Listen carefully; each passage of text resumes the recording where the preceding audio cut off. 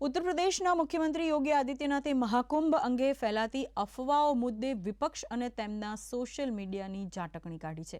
યોગી આદિત્યનાથે કહ્યું હતું કે એક તરફ જ્યાં મહાકુંભ દેશ વિદેશમાં સનાતન ધર્મને નવી ઓળખ આપી રહ્યો છે, ત્યારે કેટલાક લોકો ફક્ત રાજકારણ કરવા માટે આ આયોજનને બદનામ કરી રહ્યા છે।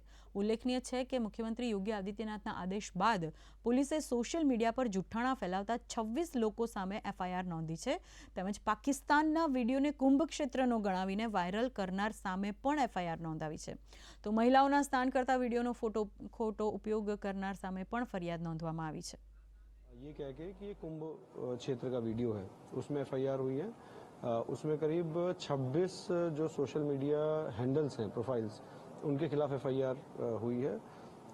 इसके अलावा 2 एफआईआर और हुई हैं, 2 सोशल मीडिया हैंडल्स के खिलाफ एफआईआर और हुई हैं, जिसमें से एक इंस्टाग्राम के हैंडल के विरुद्ध है और एक टेलीग्राम के प्रोफाइल के विरुद्ध है, जो कि महिलाओं के उन्होंने फोटो और वीडियो को दुरुपयोग करते हुए जो स्नानार्थियों के वीडियोस को दुरुपयोग करते हुए सोशल मीडिया पे डाला।